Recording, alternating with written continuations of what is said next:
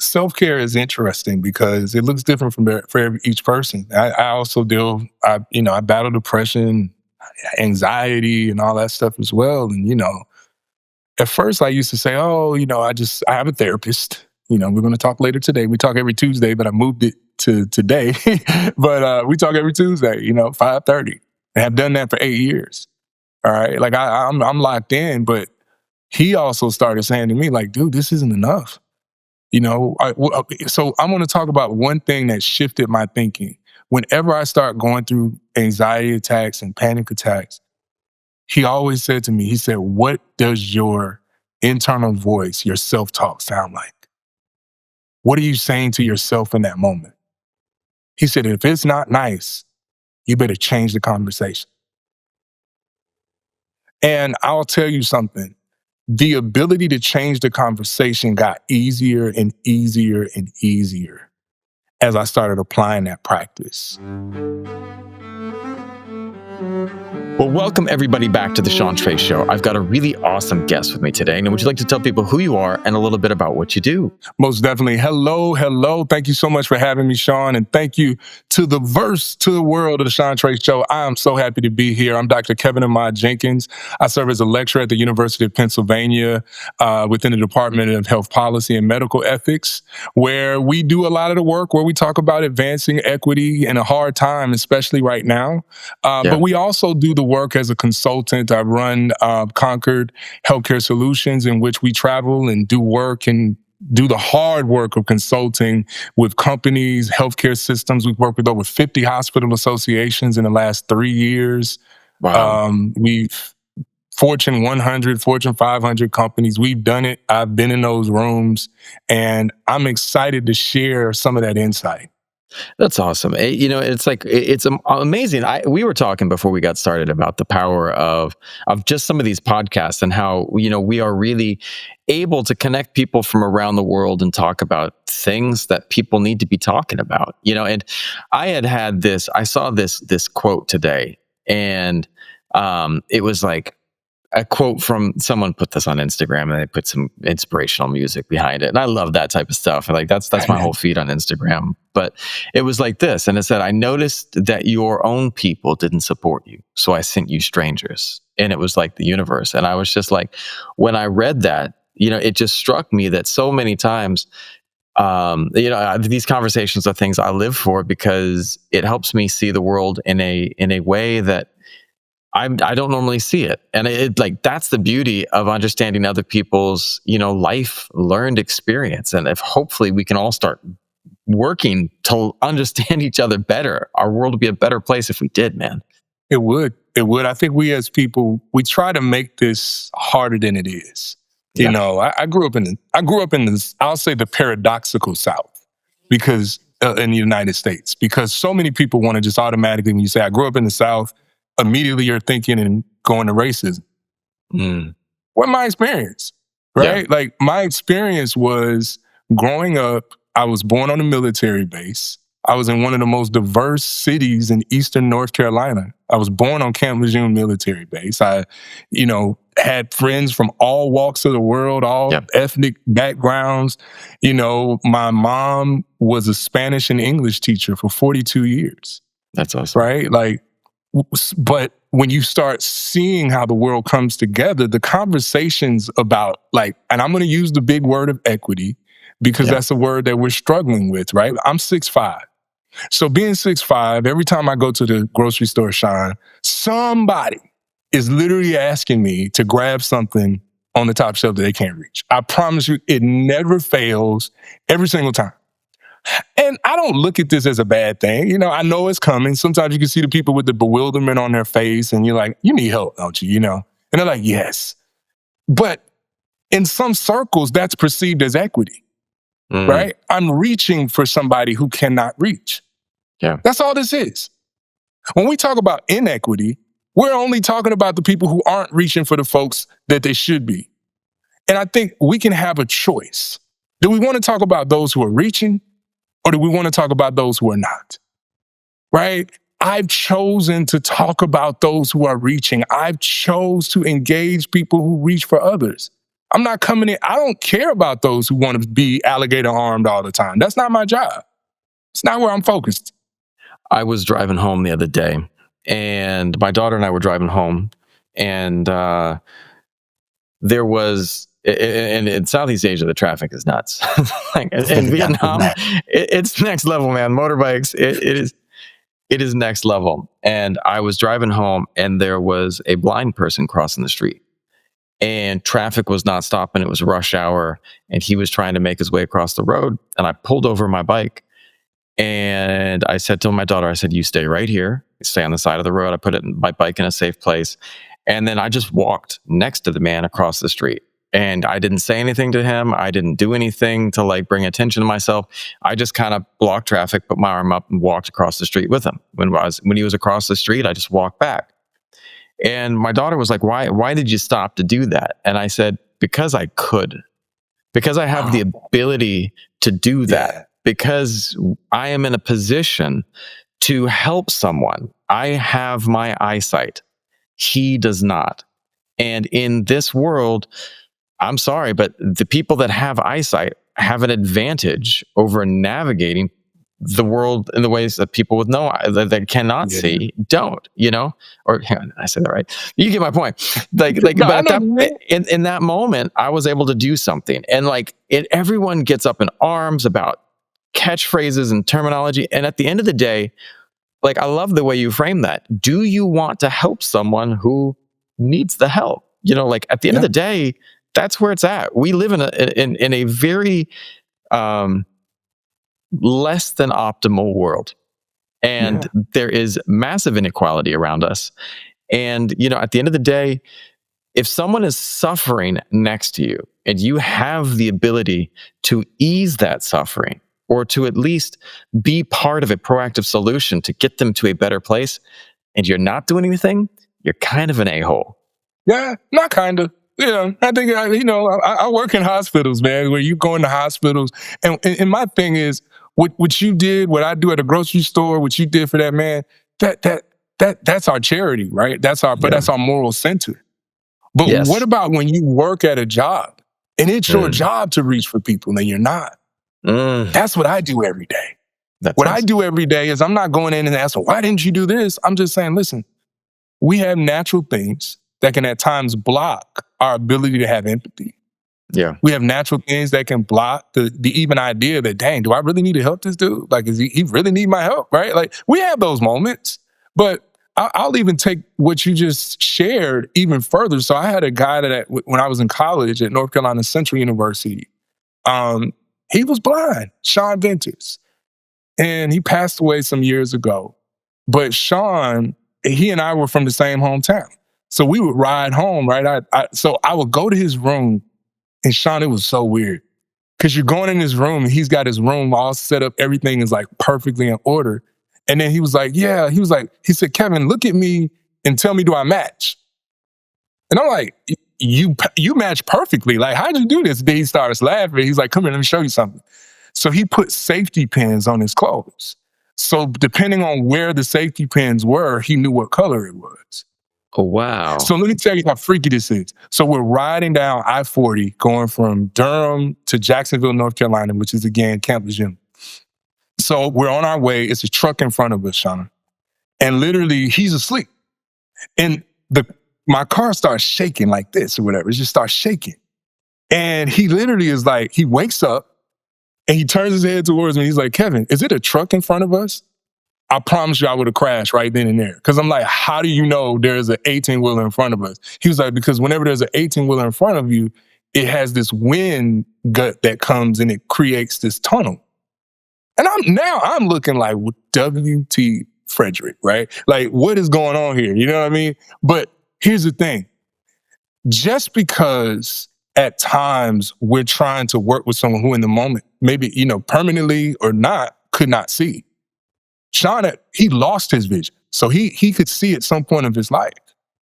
And when I think about my clients, I think about my experience with Sean Venters, because what I remember is I was treating everybody when I go into these companies like they've never seen before. I was treating everybody like they don't understand. And I know more than you about race and racism. Man, plenty people have seen before, right? We have blind spots maybe, but they've seen. And when you can respect people for the experience and the vision that they bring to our world, even a man by the name of Sean Venters who used to walk on that campus, I wrote a story about him. He used to walk on campus with his stick. Nobody helped him. He got to and from class all by himself. He had his steps down and he explained it to me because he said, I don't want pity. Whew. That's the experience, brother. Yeah. But it's interesting that as people start trying to approach that, everyone has bias. Things that we believe because of our past, how people notice their own habits. And it's like the interesting thing that's like, and you might not realize it. Like when I moved overseas, I had this American-centric perspective. And then I moved to Southeast Asia. And then suddenly when I go back to the USA, I have a whole different perspective. And yet there is inherent bias in it, and it can be as simple as like, I know this is a simple one, but like when we were during COVID, like, and all the people in the US were complaining because they didn't have toilet paper. And we were like, we have, the hose. Because that's the thing in Vietnam. There's no toilet paper in Vietnam. Everyone's got the hose. Right. And like, so when we go back to the USA, it's like there's a stress happens for my family. Yeah. Like, why is there's paper thing? It's different. And I'm bringing that up because I want there to be a little bit of amusement around it. But something as simple as that is a type of bias, but you don't normally notice it.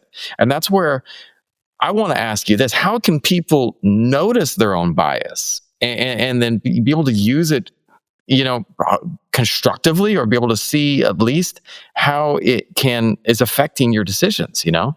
Well, the thing I've always said is self-awareness is a contact sport, right? Like in order to really know you kind of got to screw up a little bit. Sometimes you got to say something a little out of turn or do something out of turn for somebody to also, in that contact moment, they can check you. They can be rude about it. But most of the time, and I say this every single time, we'll ask in a room, have you ever experienced any ism? Racism, sexism, ableism, blah, blah, ism, obias, all this stuff, right? And everybody raised their hand. And I'm like, what was your reaction? 75% of the room is usually saying, I did nothing. Yeah. Because they were so stunned. That's it. There was a video today I watched, and I didn't necessarily agree with the people, what that was in the video. But there was this guy and his girlfriend was getting attacked. And I think it was in Brazil or somewhere. And the guy came up and was trying to rob his girlfriend, and the guy ran off. And it was just like, I recently, not recently, a while back, it was a couple of years ago, I saw a man, and he was getting physical with his spouse, I think it was, on the street. And I was like, I walked up and I got involved, and everyone's like, no, leave it alone. And I was like, why? And they're like, that's their stuff. Like, that's their problem. And I was like, no, that's all of our problem. Someone's putting hands on someone. I don't care who it is. And they're like, oh, but you don't want to get involved in other people's stuff. And people were actively telling me, stay out of that. And I was like, I might be the only person who might step up, and like, we all have that ability to do something, to say something, just simple as saying. There was, I remember, can't remember if it was a study or something, but it was an anecdotal thing where the only thing that you have to do to support racism or to support some type of ism is just sit there and say nothing. Say nothing. Say nothing. That's what this is about, man. Being bold, you get better at talking about it, And I mean, I can think of two examples. Like, of course, I can't say the names of the companies, but I can think of two major CEOs that I'm sitting in this room and they are talking reckless with me in there. They paid me good money to show up. And, they think because they pay that money, I'm not going to check them. I'm like, let me, you got a lot more to learn about me, because I'm not, I'm going to come at you based on the energy you bring me. Like, if you think you are the brightest person in the room and all of that, there's not a lot I can do with you. But Yeah. if you're here and you truly want to learn and you truly want to get better and you truly want to make better decisions today than you did yesterday, we have to have tougher conversations. Help me understand your orientation to like how you think about quote unquote these people. Tell me how you react when you see those moments, like you just talked about. I mean, I'm that guy. That's how I became HOA president in our little community because I had to almost fight somebody on behalf of an elder in our community, right? Like this dude Yeah. was literally putting his hand in her face. And I'm like, dude, what are you doing? Yeah. Like, she's our mother's age. Me and him were the same age, you know? Yeah. Like, and it's these kinds of things, but also taking it further, I wasn't just speaking up for them for their safety and their dignity and the respect that they've earned because of where they are in their lives, but I'm also speaking up for them because guess what, man? When it snows in Philly, they have to shovel their own snow. Yeah. And I was like, no, we got to do better as a community. So we, in our HOA, we started including shoveling the snow all the way to the driveway to their front steps because I Yeah. knew that they couldn't do it. Yeah. You know, and that was just like a simple personal moment. But it's like professionally, when you're sitting in these rooms, many of the conversations we're having aren't professional conversations. They're personal in professional settings. So if I can make a connection as simple as something HOA related or, you know, like, you know, telling them, hey, man, like, you are the CEO of the company. No matter what you do, it's going to be considered right until it's wrong. Yeah. Even if you don't believe this today, change your opinion, right? I think that one of the things that is so important is empathy. Because I think so many of these people sit there in their glass bubble and never have experienced these things that someone else did. I remember the first time I was walking with my daughter down the street once. I won't say where I was at. And they looked at me and my mixed race daughter and someone spit on the ground. And I was just like, wow, okay. And then I remember once I was traveling with one of my friends, African American guy, and these guys started making sounds like monkeys. I shit you not. And I sat there and we got in their faces, my friend and I. We were just like, but we didn't yell, we didn't fight. He walked up and was like, I would like you to know one little thing about me. You're judging me right now because of the way I look. But do you know that I have my MD and my Chinese medical degree? And, I serve, my purpose is helping people. And if you ever need some help, I would love to treat you. If you ever have any health challenges, reach out because that's who I am. I am bigger than your bigotry. I am bigger than your racism. And I'm here to serve people. And I just looked at him and I was like, you are a better man than me. Because in that moment, I saw red, man. I was ready to go. I was ready to fight. I was ready to throw down. And he said, Sean, you can't win like that. You can't win the game like that. You know, if you are flying around because you feed into what people are wanting you to be instead of what you can be.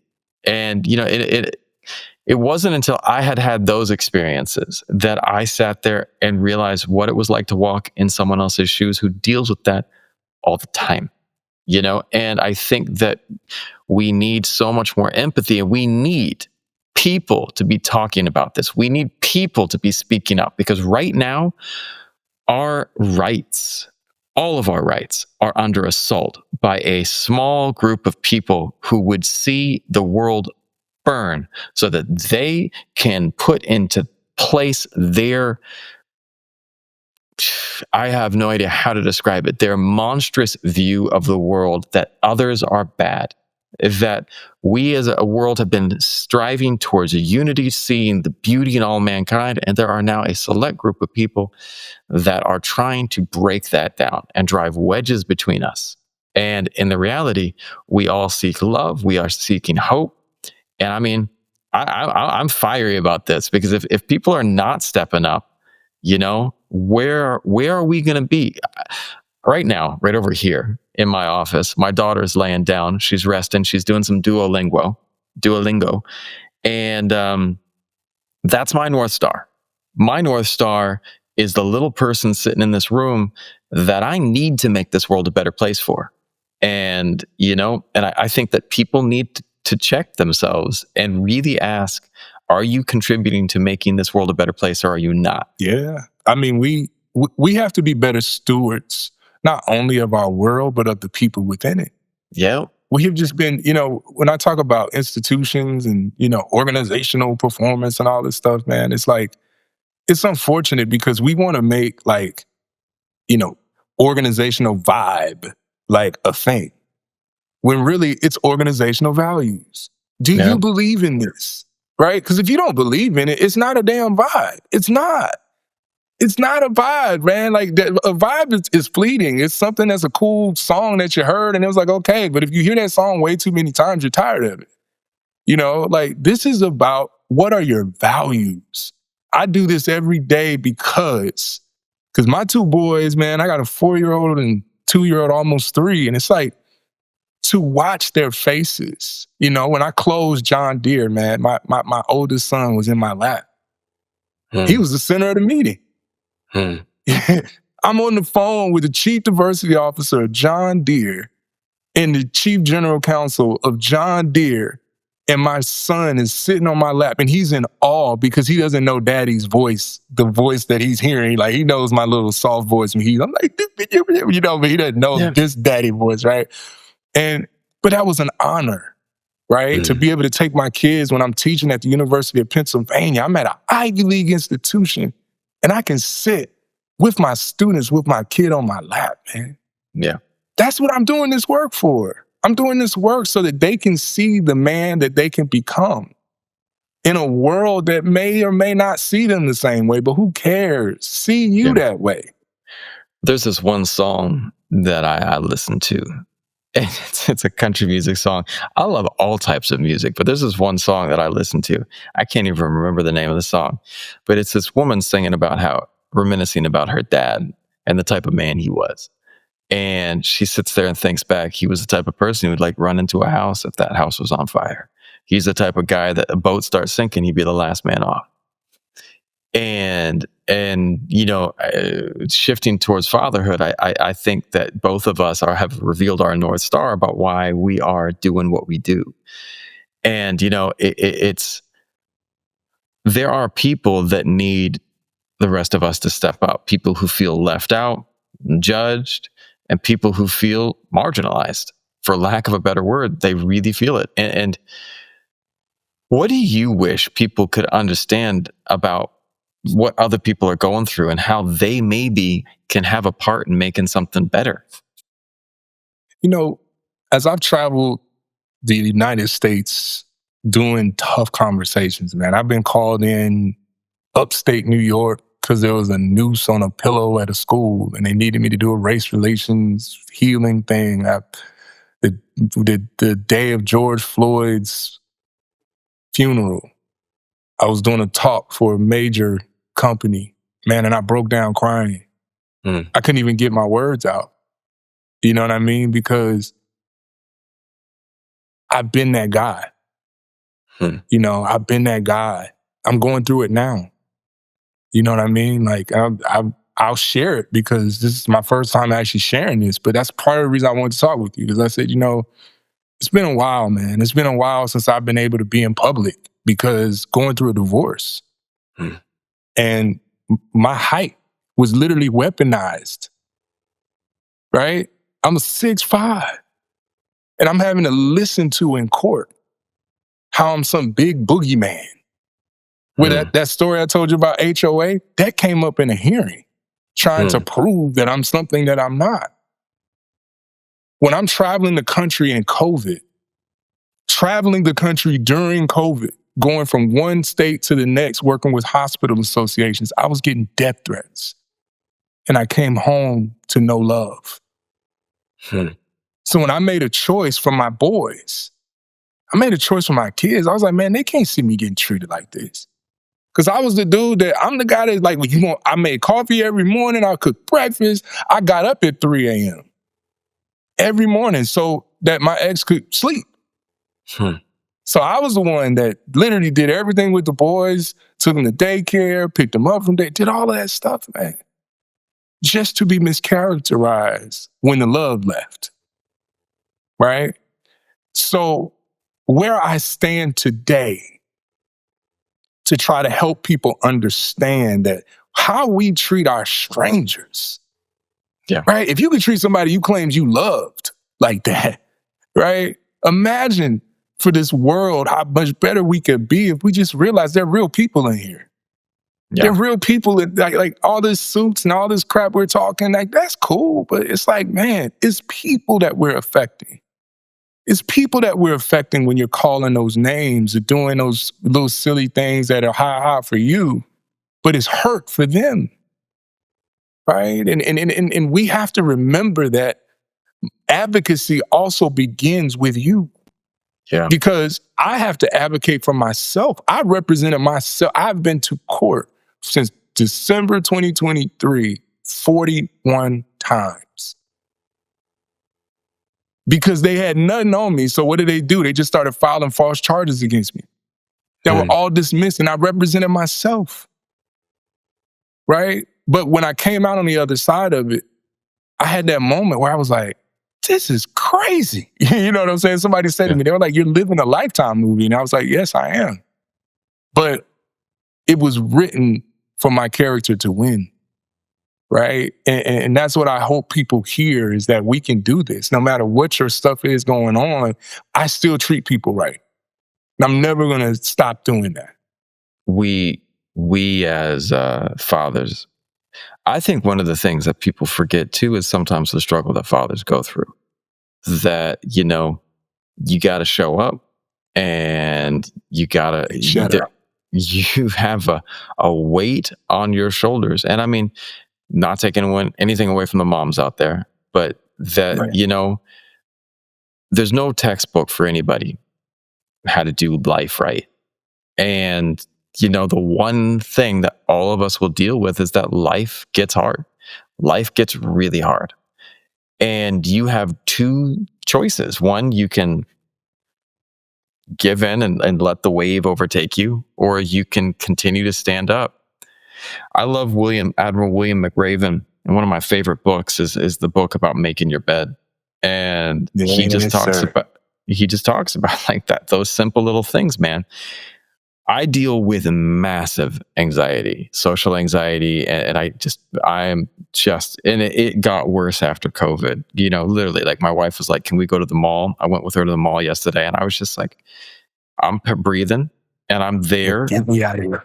Yeah, and I don't want to be there, but I'm like, I'm just going to surrender to this situation right now.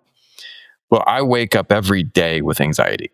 Every single day, I wake up with anxiety, and the first thing I do is I'm sitting there, I'm coming out of that dream world, and I look around the world and I'm like, I know I've got good stuff around me. I know I've got things to look forward to, but I just feel it rising. And I just say, it's time to make my bed.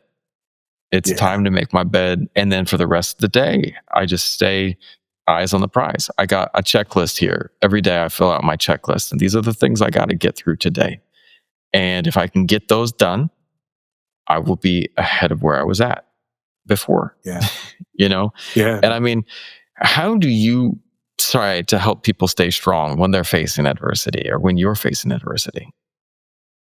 Self-care is interesting because it looks different for each person. I also I battle depression, anxiety, and all that stuff as well. And at first I used to say, oh, I have a therapist. We're going to talk later today. We talk every Tuesday, but I moved it to today. But we talk every Tuesday, 5:30. I have done that for 8 years. All right, like I'm locked in. But he also started saying to me, like, dude, this isn't enough. So I'm going to talk about one thing that shifted my thinking. Whenever I start going through anxiety attacks and panic attacks, he always said to me, he said, what does your internal voice, your self-talk sound like? What are you saying to yourself in that moment? He said, if it's not nice, you better change the conversation. Yeah. And I'll tell you something. The ability to change the conversation got easier and easier and easier as I started applying that practice. And the other part was walking. I love to walk. So what I started doing was I was like, man, whenever that stuff starts coming, I'm like 2:00. I have certain cut points during my day. I'm like, if I have some issues and it's before 2, I'm going walking at 2, no matter what. I don't care what's going on. If something starts happening again, and let's say it's around like 4 to 6, I know at about 7:30, I'm going for another walk. And it doesn't have to be long. You need to just get outside. Do Yeah. something for yourself and put yourself in a bubble to protect your mind in that moment. Yes.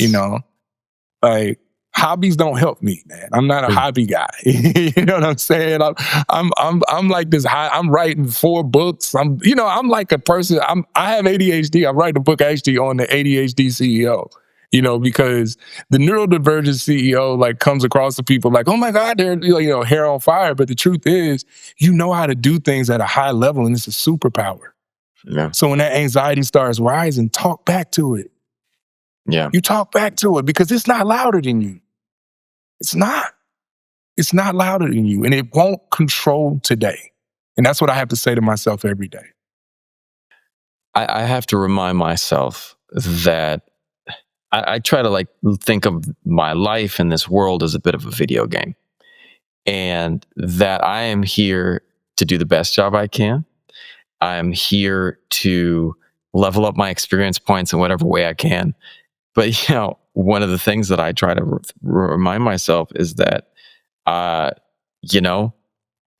any type of the challenge, just like when I played a video game, when you get a hard boss or a difficult level, I think of it as a way to make me stronger. I'm getting those experience points.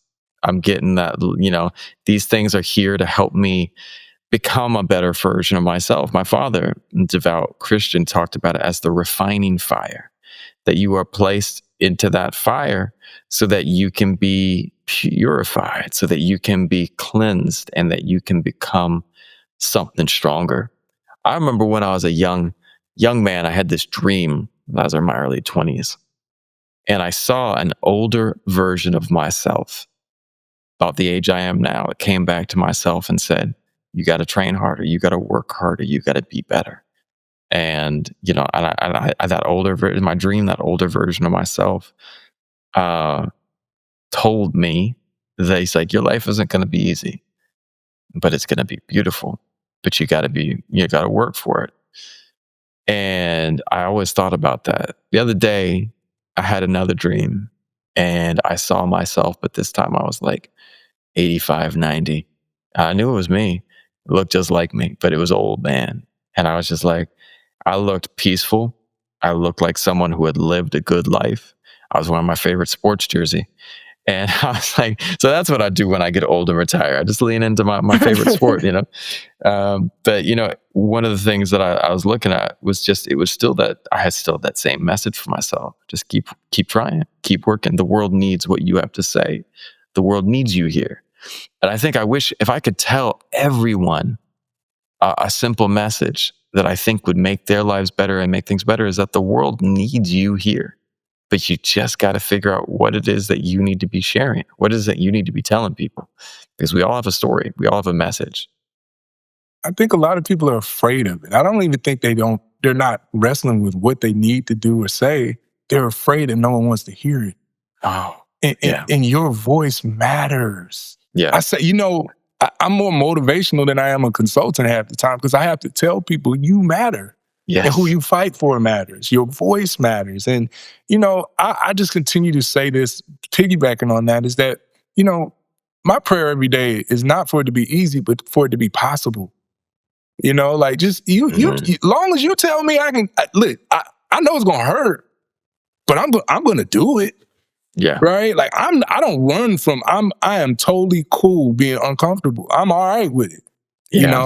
I had a bachelor's and master's in history and had the idiotic idea to try to, get a PhD in a totally different field, and I did all of that to now teach statistics.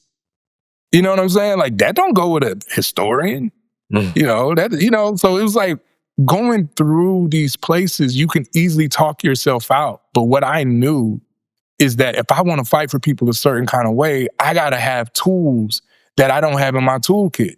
So I had to learn stats, because you can't get in here in the tough rooms with soft, touchy-feely conversations. You have to statistically align with people, right? Like a lot of the C-suites don't want to hear the stories, because I make everybody cry.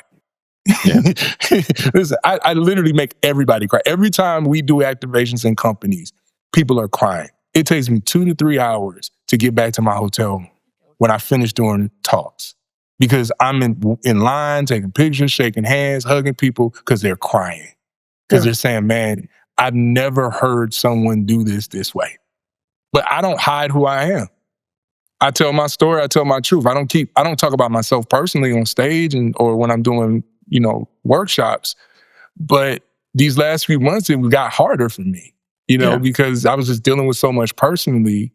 But then one day, man, I say this and shut up on it, but my kid, man, he came up to me. I had back surgery. That's what started all of this. I had back surgery. And, I couldn't walk for months. I was on a cane. Most people didn't even know it. I would do virtual sessions. Or if I got booked to speak, I would have to have a chair on stage and I would leave the cane because I didn't want anybody to see me like that. And my son, he said to me about 2, 3 months ago, he's like, Daddy, I want to be a doctor so I can fix all your boo-boos. Hmm. Dude, I want to cry now, man. It was Yeah. just that moment.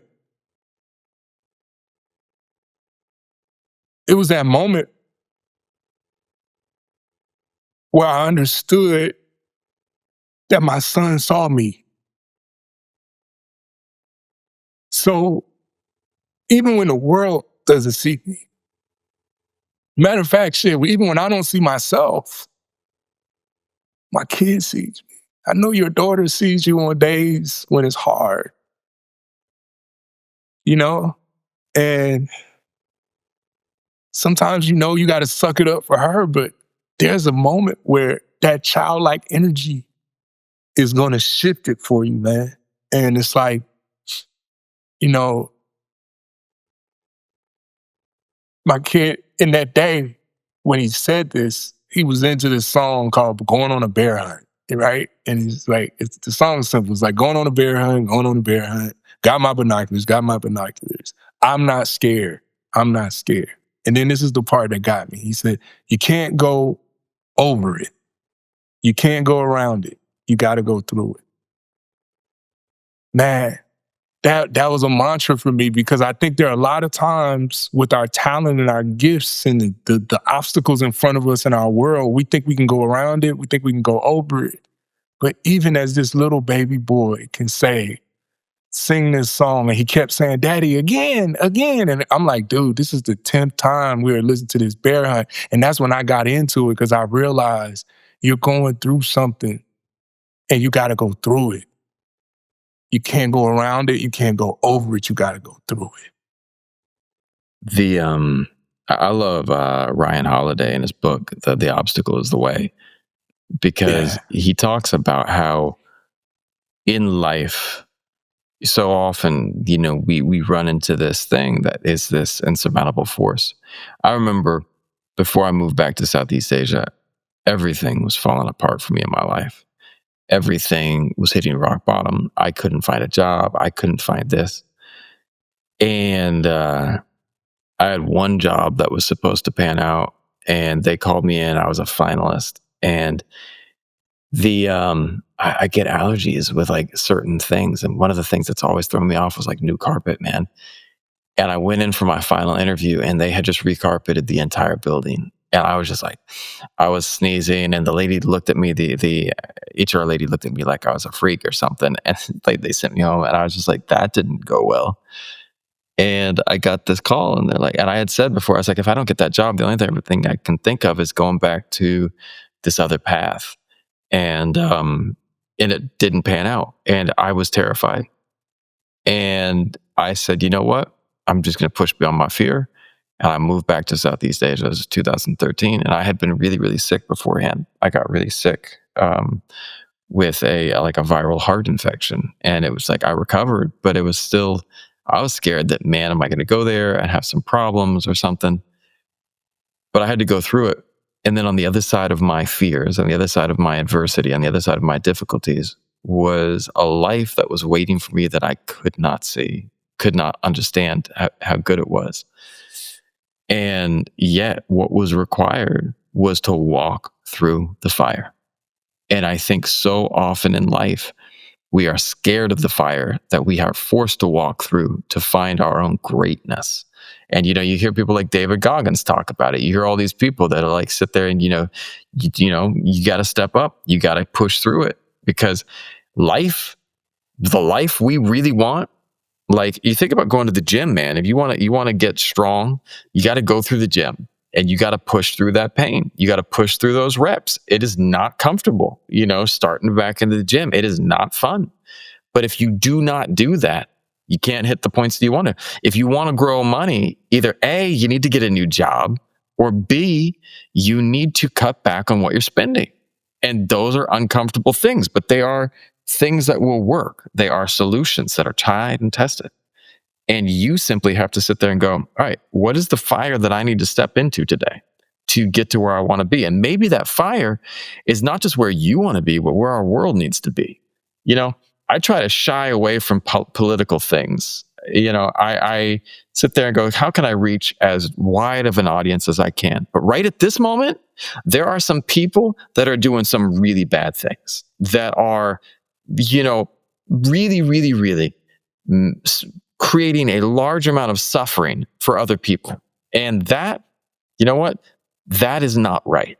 And if you're not speaking up, if you're not stepping up to the fire that is all around us, we can't get to the place that we need to get to as a society, as a world that is a world based on respect and love and the positives of the world around us, instead of this fear mongering that people use constantly about the other. You know what? That other that you're staring at, you might be that other someday. And you better be real careful, because there's a lot of people in the past that loved the other. And it starts small, but at some point in time, they're slapping stars on people.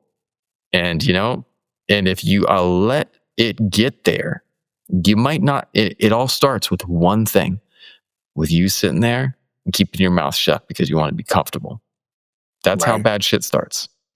It is, man. We are, in the 80s, Mount St. Helena, the volcano in Washington, erupted, and it had been dormant for years, like literally over a century or something like that. And it caused billions of dollars of damage. And all these different things were going on, right? And I remember reading this article on the eruption of the volcano. And what they said was they had interviewed somebody in the neighborhood. They had built literally communities around the volcano because it was just a cool attraction to people. Yeah. Because it hadn't done anything for so long. And then the guy said something in the paper. He said, when the ground started shaking, he said it was like everything inside of that thing came out. The ground is shaking right now. Yeah. Dude, it is shaking. And we got a lot of crap coming out. It's a lot of destruction that's happening socially in our fibers of our societies. It is being destroyed.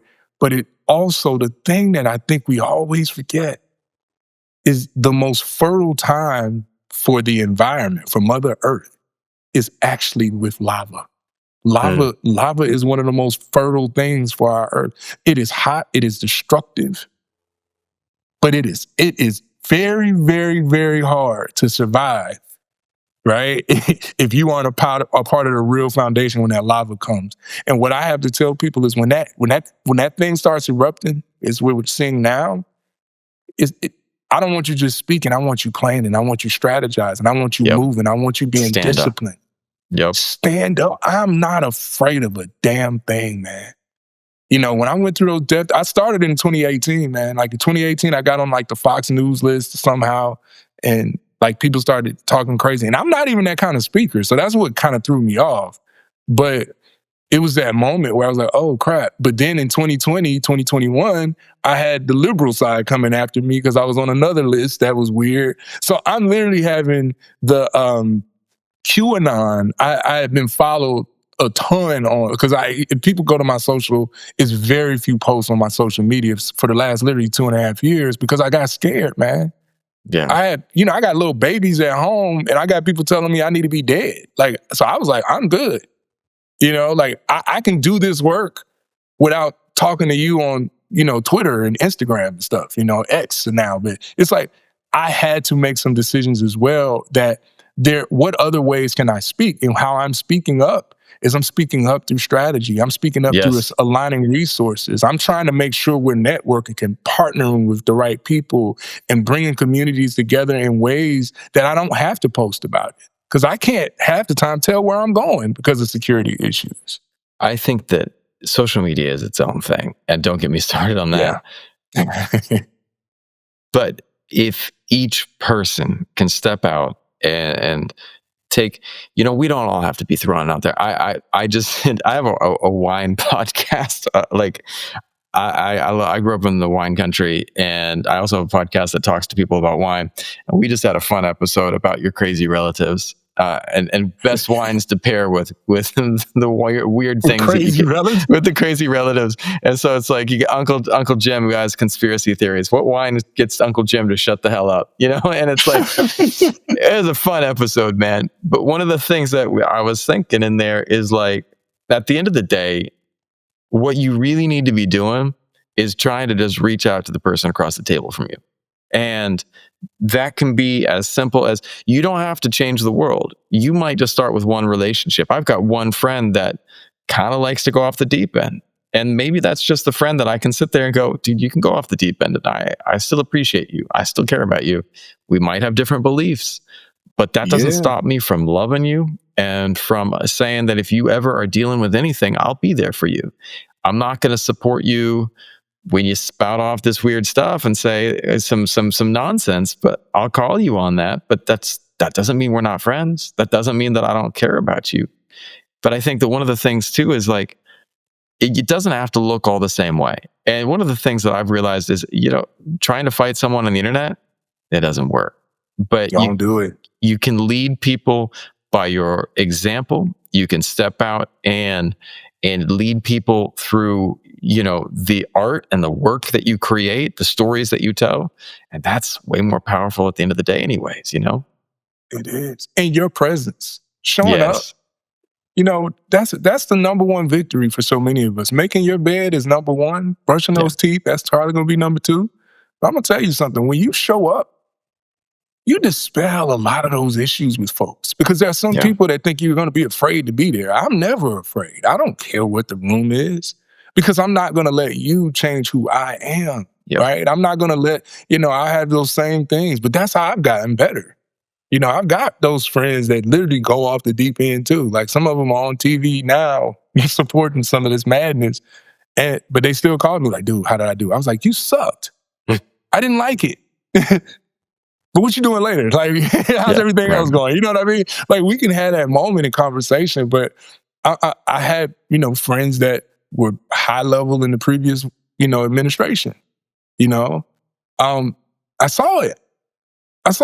When we were having certain conversations, man, and there were things going down, like, I knew DEI was getting set on fire in 2022. And I said it. I did a talk for Trinity Health, which is one of the largest healthcare systems in the United States. I did a talk for them. And I remember the chief diversity officer, when I said it in our pre-event meeting before we got on live, and she was just like, I just don't see it, right? And then a year later, they brought me back to speak, and she was like, wow, you were spot on. But the reason I knew that is because I was going to Iowa. I was going to daggone Albuquerque, New Mexico. I was in Washington. I was in Sacramento, California, man. I was in places where Austin, Texas, where people are telling the truth. You know what I mean? Like, on the day of inauguration this year, I was the keynote speaker at the largest MLK breakfast in the nation. In Columbus, Ohio. J.D. Vance's home. Right?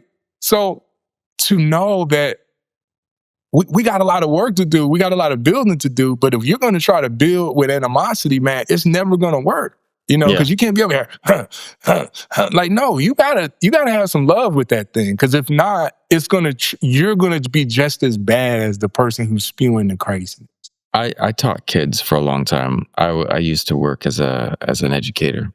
And I still do. I still teach, but my teaching now is more podcast-based and more content-based. I'm still an educator. But I used to teach kids in English classroom setting. one of the things that I found is that everyone thinks all kids are great. There are some kids out there that are a little a-holes. But they didn't start that way. Yeah, they didn't start that way. There was at some point in time something happened and they went astray. And I try to remind myself that the same thing can be said for adults, is that this is not an evil person. They are not. My daughter did something the other day that was not the smartest thing. And she's like, I'm stupid. I said, no, that action was not the smartest, but you're not stupid. Just same the way that someone's actions can be not great, it's something pretty horrible, but they're not a monster. Certainly, should they be held accountable? Probably. Just the same way that a kid comes up and smacks someone, you're going to be like, that's not okay. But you can do it without hatred. You can do it without, and I know this sounds weird, but without judging the person at their core. They are misaligned. They are lacking information, and they're lacking maybe empathy. They're lacking many things. But if you can sit there and say, I see the child in you, and it's a spoiled little brat that's throwing a temper tantrum right now, and I'm not so happy about that, but I can still see it. And then understand that, I think that we would love to see us as bigger and more adult and more mature, but man, most people are like 3-year-old kids throwing little temper tantrums. And at the end of the day, they're scared and they're worried. And they're trying to navigate this world alone. And, I remember when I was a kid, I looked up at my parents that were 40-something. And I was like, dude, they got this all figured out. Now I'm in my 40s. And I'm like, I have no idea what I'm doing. And I don't think anyone does. And I think that people are at their core afraid of many things. And I think so many people, including great leaders of our world, and great also in quotations, leaders right now are afraid of their own mortality. They're afraid of the fact that soon they will be forgotten, and all of their names on billboards, all of their names on buildings will also be gone with them. And the reality is did you ever read the poem Ozymandias? No. Oh, it's a great poem. I'm going to pull it up here. It talks about Ozymandias is a poem that, let me make sure I'm talking about the right one. Ozymandias. Yeah, it was a poem that describes a traveler finding stone legs and a shattered face. And this man is walking through the desert. And it's a poem by Shelley. I can never say the name right. And the poem describes a person who is walking through an ancient land. I'm going to read the poem real quick. Ozymandias by Percy Bysshe Shelley, 1792 to 1822. I met a traveler from an antique land who said 2 vast and trunkless legs of stone stand in the desert. Near them on the sand, half sunk, a shattered visage lies, whose frown and wrinkled lip and sneer of cold command tell that its sculptor well those passions read, which yet survive stamped on these lifeless things, the hand that mocked them and the heart that fed. And on the pedestal these words appear, my name is Ozymandias, King of Kings. Look on my works, ye mighty in despair. Nothing beside remains round the decay of the colossal wreck. Round of the colossal wreck, boundless and bare, the lone and level sands stretch far away. And the poem is about, at the end of the day, nothing remains. Now, the only thing that remains, and this is a statue of a dictator, and this dictator is talking about all of the things that they did. And now the sand is swallowing them up, because at the end of the day, time moves on. And yet, the echo of our actions reverberates forever. And so, maybe our memories will all be moved away and moved on and forgotten. But today, I would challenge anyone listening to sit there and ask themselves, what can I do today? Maybe it's making the bed. Maybe it's about talking to a friend that you haven't talked to in a while because they had a different view than you and you kind of cut them off. Maybe it's listening to a stranger and hearing their story and getting a little bit more empathy. I don't know, man, but that seems to me something we could all benefit from. Yeah, man. I think we're at a place now where we can be stronger, we can be wiser with what we have, but we can remember that empathy.